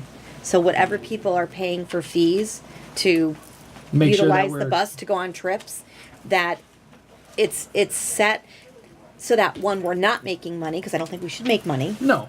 But I think we should make sure that we're charging enough to cover the salary of the bus driver, the maintenance fee, tires, the insurance, and then the taxes associated with payroll and whatnot. I'm wondering though, that's, this is a budget for the bus. The summer programs that we're talking about are paid out of the rec, aren't they? Yes. Yeah, so they're paid out of the recreation fund, so those monies are separate, so we're not charging the children that are utilizing these buses. This is a separate, we're not, the only, the seniors would like to rent the bus, but on a, kind of a, every once in a while. Well, there was talk about So using the it rec for school field trips. Right, so the rec department is using the buses for the summer rec program. And you just said that the monies That's are being paid that's from what the I rec recommend. Now, department. you're talking about trips above and beyond what normally the school would go on. We could work that. But is my thought correct that the breakdown of what the recreation department is paying for utilization of the buses covers the cost of the buses? No, I have no idea because I don't have a say in how the It recreation only committee. pays for the bus driver. For the driver. They just pay the They just pay hourly the fee for the driver. Have they traditionally used those buses, or have they contracted with DeFore before this? I'm just curious. We've always had our own buses. Okay. But you know, if you're gonna do cost, what are you gonna do with the school? Are you gonna charge the school for field trips? Well, that's the know what I'm question. saying? We're Yeah, that's what taking we're the trying to figure buses and the town agreed to take the buses so that they didn't get absorbed with the redistricting, the merger. Right. Well, Which I understand that, so that our kids still have bus access, because DuFour is going to charge them a lot more. yeah. So DuFour's charging them, they would theoretically end up paying DuFour whatever they charge to take the kids on the school bus, or trips. Right. I anticipated that the town would have to receive some sort of payment from the school system to use the buses to at least cover the cost of the fuel, the insurance on the bus, and the driver. I'm thinking of We never really talked about I mean, I'm that. assuming we it's never going to did. be a lot less than what DuFour is going to charge. I'm just rolling through this through my head. I have absolutely no idea how many trips they would take based upon how many opportunities they had to take them. Well, I would assume the teachers and the principals would be able to provide that information. I think they did when we had the maybe public not. discussion on it. There was a I number. thought they did. I think it was something like 20. I was going to say, I something thought trips a year. Cynthia and Angie If there's a set, kind of They gave an they said a idea. number, but I don't remember what it is off the if top of there's my a set head. number of trips, then More yeah. than that. It was. It was quite a few. It was quite a few. Figured it out was almost. And then I know that I think Oak Hill pays a fee to use them to take their kids on trips and whatnot. So I mean, I think that's important for the community to know what the costs are going to be, because if it's not a net zero, it's going to end up costing the community taxpayers money, Yeah. and we need to be And then we have to extremely figure it explicit into and the clear. budget. So we need all the Numbers. numbers. so that, we're being 100% transparent. And if we're gonna continue with this, no offense, that's a 2011 bus. How many serviceable years do we have left on it, do you think? We've got an 11 and a 13. And 13. Yeah. Okay. So what's the average life expectancy of one of those Rust is buses? the worst thing. You'll never wear it out because what little field trips, Yeah. they both have around 45,000 miles. So I mean, it'll rust apart. That's our biggest.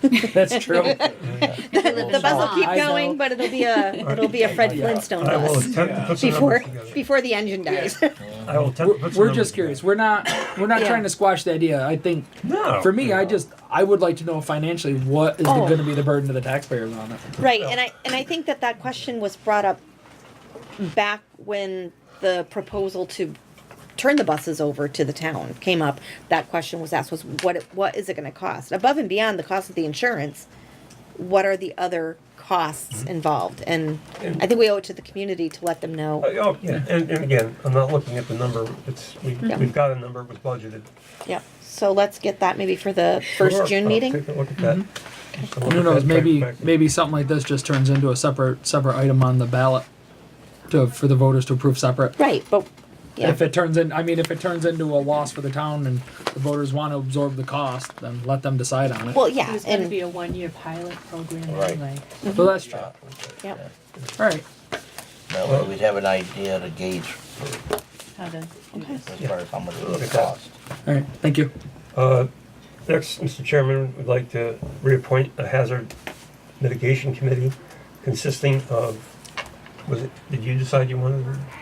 I honestly don't think I'm going to be able to dedicate the time toward it. I would love to, but I don't see me being able to dedicate It the would time. be I me. thought it was Harry. Yeah, I thought it was Harry. Okay, Harry, me, Joel Burrington, Becky Levine from EMS, Craig Odell, our emergency manager, Jim Winchester, and Michael Batcher from Bennington County Regional Commission. You approve that, I'll set a meeting and we'll start going to work. Who was it? It was you, Harry, Joel, Right. Becky. Craig Odell, Was there a Jim? Jim Winchester, Ah, okay. Becky Levine. yes, Great. and then Michael Batcher from BCRC. Yep. All really great people. Thank you. Yep. Okay. So you're looking for approval now, or Yes, please. But you have to appoint them. Vote to appoint them. I'd like to make a motion that we appoint Michael Walker, Harry Percy Jr., Joel Burrington, Becky Levine, Jim Winchester, Craig Odell, and Michael Batcher as our Hazardous Mitigation Committee. I'll second that.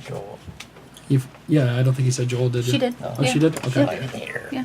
All right. So we have a motion and a second to Thanks, appoint Joel. all the people listed as mentioned to the Hazard Mitigation Committee. Is there any further discussion? I would just like to state that this is also a non-paid No. not committee, just in case people are wondering. This is non-paid. Meetings will Sorry, be Joel. Not posted, even getting As minutes will opposed be to all the other kept. paid committees. Yeah. So anyway, any further discussion? No. All right. All in favor, say aye. Aye. Aye. All opposed? You have your committee. Outstanding. Okay. Under old business, Mr. Chairman, we have lease agreement extensions for Green Lantern Development Company. This is regarding solar panels on both the Dean Road site and for Transfer Station East site. And request you approve those, and I'll pass around and you can sign them. I spoke to Mr. Mima this morning, and he asked to pass on his best wishes, and These are one-year extensions, correct? yes, Yes. they are. Yeah. Yeah, he explained all that in the last Yeah. meeting. All of the legal issues have been resolved. A lot of legal. Refresh my memory, this has nothing to do with the three new ones. These were pre-existing. These are pre-existing Right. sites, but there was, It's not the two at the transfer station at the one at the wastewater treatment facility. These are different ones. No, This this is is up on Dean Road. this is the transfer station east. When you pull in and you look to the right where the vents, it's PVC. The one pipe. on the hill. One on the hill, that's for Yeah. that. The cap one. Yeah. We had some legal issues with the mortgage not having been discharged. We had access agreement stuff, and then the one on Dean Road, we had EPA change the use issues that caused this to drag out a little bit. Okay, so it is those three. Yes. Yeah, Yeah. it's the And- same and- ones you guys already had. Okay, in place. okay. Transfer Station West, I'm still awaiting approval. Well, we were approved for the revolving loan fund, but they haven't gone to the bond bank yet. Right, these are just. So- Right, so I guess I was, Yeah. maybe I'm confused by the Before I language. sign Lease the discussion extensions. plan. Yeah, the we lease just- extension, because the Because we lease, just did them expired. last year. yeah, Oh, and they expired. Yeah, Yeah, But it was a 20-year lease. It was No, 10 no, no, years. no, and- the option, yeah. the the option. option. Okay, all right. Before Now- that, Once it's built, to then do it's the a 20. feasibility, Yeah. to see if they could go forward. Okay, I've got you. And the town received $1,000 on each one of the sites. And they're agreeing to Yeah. pay an additional 500. Now that, yes, Yeah. now they're gonna pay 500 to extend it. Okay, so you only need just me to sign? Looks like it. I only see one spot for one Motion. signature. Motion and second. To approve the lease option agreement with Green Lantern Solar. I'll second. All right, we have a motion to approve the lease option extension with Green Mountain Solar. Any further discussion? All in favor say aye. Aye. Aye. All right, all opposed? Okay. If I may, Mr. Chairman. I might have to step out there and ask them to take that further away. Excuse me 1 second. Folks, excuse me, would you just move a little bit farther down? Thank you. Please don't make us close the door. No, I mean, you wouldn't be roaster with your outside noise on here. Oh, I was almost sweating before. Yeah. People's United Bank. The People's United Bank, and Joel can help me with this. This is the capital equipment note, Did anybody else wish to review these? capital equipment resolution for borrowing, and the non-arbitrage signing for our new dump truck for $105,475. Good Lord, that's a lot of money. Yeah. So, it is. And that's the Can't we friends- just get a horse? And that's the friends and family You plan. guys weren't here, but what we did with that There's a lot of signatures, so. was we traded off a 2009. We got $20,000 on that. And we're putting 50,000 of our own money toward it. Okay. So the balance is, it was 155,000. The truck was, that was after the 20,000. Yeah, it was after the 20,000 for the trade in it. Right, it was Figures after trade. with me. And, so we're putting 50 down, so the balance is 105. Okay. So is this a lease to own, or are we buying this No, outright? it's a own. Okay. That's a loan through People's Bank. Oh, That's a loan for the rest of the money. okay. Okay. Well, that's not a bad interest rate, 2.95%. Yeah. Yeah, municipal usually is better. That's less than my student loans. Right, and I did a little note on the front of the folder that kind of breaks down the 5 annual payments. Oh, I didn't see that. Sorry. 2019 International Dump Truck with People's United, 2.95%. 5 annual principal payments of $21,095 beginning July 15th, 2020. Thank you. And those are budgeted for and everything, right? Yep. Sure. You get on spots on them by any chance? We did, no. Uh, We put the, Yeah. That's we the way put to go. ones on. Yeah, That's the We way say I to hope for that money at least comes with air conditioning. it does. Well, no, on spots don't work in reverse. go. Be careful. That's why I was curious. Thank you. And everything else is done. I recommend you adjourn and go into executive session.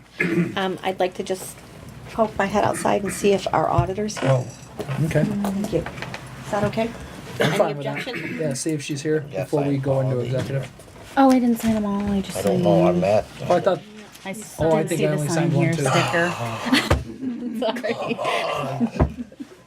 Either did Marlena. 1, 2. Sorry, no offense. I'm just eager to get to the 5-minute break so I can go use the restroom. oh, you too, huh? I signed both of you? Yeah. Give me my arm. Sorry. So after Bob signs, pass it back down so I can finish signing it, please. I think Marlena might have missed that one too. She did. Yeah. See, it wasn't just me. 1, 2, 3.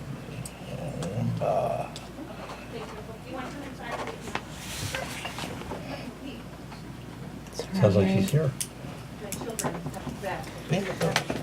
Okay. gotta make the wagers. Okay. Back and forth. She'll wait till after we're done with executive session. Oh, Yep. Okay. So I'd like to make a motion that we adjourn. I was gonna say, we have to finish signing. Oh, Me and you yeah. both missed a signature page, so after Bob signs. And we're not we'll gonna pass down. adjourn, we're gonna, We're just making a motion To to go- go into executive go- session. Right. Oh, sorry. Sorry.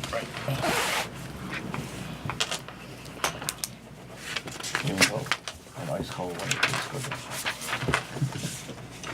good. Warm in here.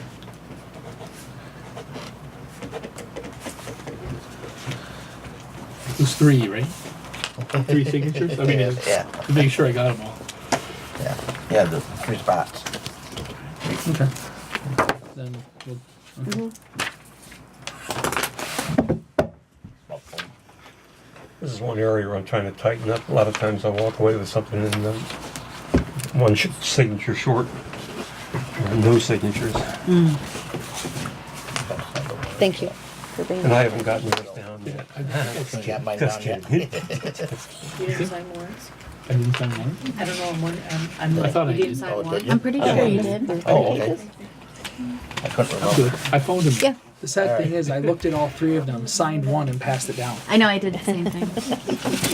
Yeah, and that don't go to me, it goes to her. Yeah, but my arm doesn't reach that long. You got everything? Okay. So, I I could was paper gonna say airplane you them say to her, but I always screwed up, so you say it. Okay. Are we all set? Mm-hmm. Okay, I'd like to make a motion that we go into executive session for contracts. See, you had. Yes. all right. I'll second that. All right, we have a motion to go into executive session for contracts. Any discussion? All right, all in favor say aye. Aye. Aye. All opposed? All right,